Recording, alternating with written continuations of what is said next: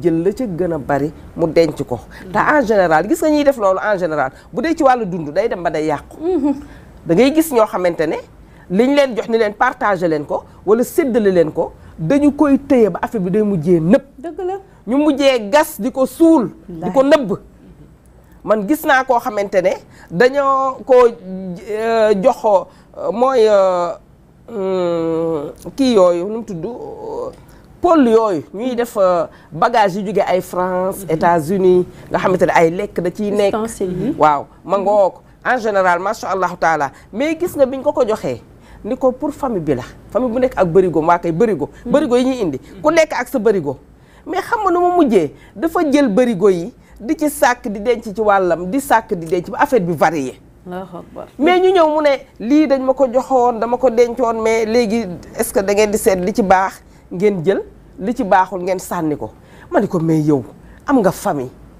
am nga ay dëkkandoo am nga ñu ko mën a utiliser mais da nga leen ko waroon partager séddale lépp boo séddalee ka nga xamante ne moo nekk ca Europe di la ko envoyé yàllaa lay fay sa xol mu envoyé la yeneen waaye nga jël ko daal di koy denc lekkuloo ko partagé wuloo ko ñiñ la ko joxloo nga jox leen ay tuuti ba affaire bi nëpp nga jël ko mu varié nga naan nañ ci tànn li gën a baax ak li gën a bon ñu sànni ko mais loolu égoïste la gis nga nit li mu bëggal boppam da koy bëggal ay nawleem liñ ko jox da koy séddale yàlla nee na su ngeen wàccewul bi nekk ci tënk bi nekk ci mbagg mi du mën a wàcc nit dafay dimbali nit te yàlla tax alxuraan nee na taawunu alal birri wa taqwa wala taawunu alal ismi wal udwan na ngeen dimbalante ci mbaax ak ragal yàlla waaye bu leen dimbalante ci noonu ak lu xaraam baaxul soxna Aïda masha Allah taala loolu amul benn sens maam gàtt xel gis nga li mu wax nga war a séddale jël yëpp yemale ko ci sa bopp ba mujj gi mbalit moo ci am yoon moo ci am waaw amul sens waaw loolu yëpp rek dafay dugg ci gàtt xel mooy li ma wax sànq rek nga nekk ci famille ñu teg ci sa loxo loo xam ne pour famille bi yëpp la yow nga bëgg koo aaki moom dafay am nag ba ci maanaam xam nga njaboot daa am bi nga sukk jur ak buñ la jural am na ñoo xam ne dañoo gàtt xel ci njaboot am ñoo xam ne yaakaar nañ ni bu dul seen njaboot bi tëdd seen biir rek ba leen njaboot warul tekki wallaahi duñ leen yemale loolu gàtt xel la te tekki ak wërsëg ci loxo yàlla la nekk ndax bu nekkoon ci loxo nit kenn ku nekk sa doom ngay jox gàtt xel nag day am ba ci famille am di nga gis koo xamante ni moom ci biir famille bi yaakaar na ni moom rek moo ci war a am lu baax te yow nag da ngaa war a fexe ba am lu baaxu famille bi jaaree ci yow mais bul jàpp ni yow rek yaa war a am lu baax ci famille bi da ngay gis koo xamante ni ci biir famille bi maanaam ku avancé rek fiire na la loolu ci gàtt xel la kon soxna Aïda gàtt xel mën nañu wax ni comportement la ndax wax naa sànq ni nit ki su comportement normalul dañuy wax ne dafa gàtt xel nit ki su waxul itam mënuñoo xam ndax gàtt na xel wala gàttu xel ala kulli xaalin faaw nga jëf wala nga wax pour ñu xam ndax gàtt nga xel wala gàttu xel kon pour ñu définir gàtt xel comportement la ñuy définir te dañuy wax ni le comportement est un ensemble de phénomènes observables de façon externe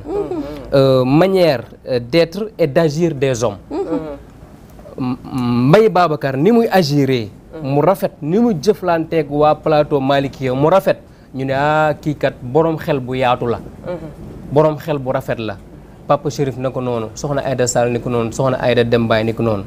waaye Mame Khalifa bu ñëwee ni muy comporté wu ak Mbaye Babacar rafetul ni muy comporté wu ak Papa Chérif rafetul ni muy comporté wu ak Aïda Sall wala Aïda Dembaay rafetul ñu ne Mame Khalifa mi kat dafa gàtt xel parce que ci comportement wam ci la ñu mën a dëgg juger ni dafa gàtt xel ndax comportement am rafetul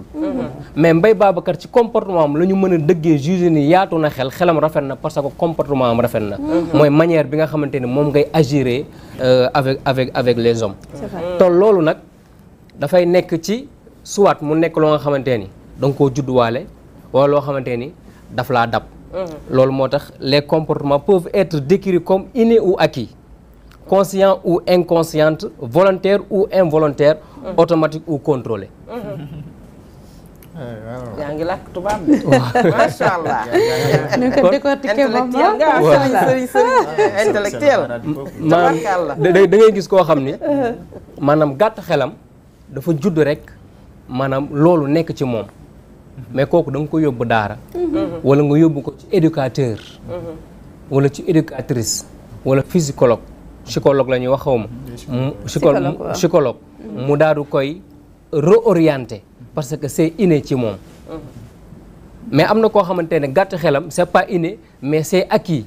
yaayam def na ci moom tarbiya bu normal papaam def na ci moom éducation bu normal mais dafa jóge dëkk ba ñëw Dakar fréquenter des jeunes yi nga xamante ni seen comportement baaxul jeunes yooyu daal koy wàll jeunes yooyu xamal ko ni ko booy fii daal Dakar boo fi bëggee tekki fexeel ba dëgër fit fexeel ba dugg ci agression bi ni ko Mbaye Babacar waxee duggal ci cannabis bi yoral ci affaire yi kon kooku mu commencé gàtt xel commencé am mauvais comportement parce que c'est acquis du loo xam ne kaa judduwaale wala dañ ko koo yeree mais milieu bi mu nekk ñoom ñoo ko ci dugal maanaam gàtt xel mun na nekk conscient mun na nekk inconsciente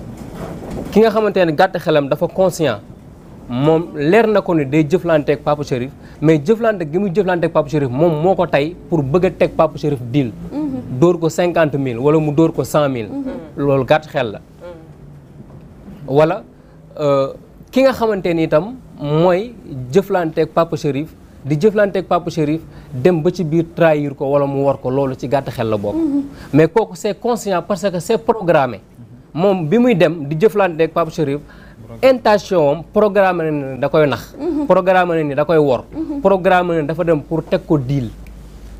mais ki nga xamante ne gàtt xelam c'est inconscient mooy maam Khalifa mu féex bàyyi ba 12h30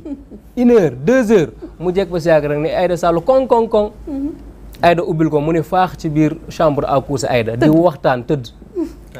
di langale Aïda wax na def na façon bu nekk pour maam Khalifa dem parce que am na rendez-vous bu muy bañ a tardé te bëgg ko koo wax mu koy frustré maam Khalifa jaaxaan ci kaw lalam rek tëdd rek taw a dem waaw muy gën a defaru des fois mu ne ko Aïda lu nekk ci frigo bi Aïda añ pare na wala añ parewul kooku gàtt xelam inconscient la elle est inconsciente et inconsciente de ça parce que moom xamul ni sax mi ngi lor nit ki te loolu nag moo bëri am na ñoo xamante ne dañuy lor nit te xamuñu ne ñi ngi lor nit ki wallaay dëgg la kon loolu buñ ko toppee ak ki nga xamante ne volontaire la ki nga xamante ne involontaire la man maa ko tey ma def jëfi gàtt xel ak soxna Aïda Dem Mbaye mais Mbaye Babacar nag mun na def loo nga xamante ne tayu ko mais day dugg ci jëfu gàtt xel kon gàtt xel ba ci sax comportement tey jii bu ma waree ñëw ma toog nii man naa fexe ba naa sol lu rafet naa fexe ba naa xeeñ lu neex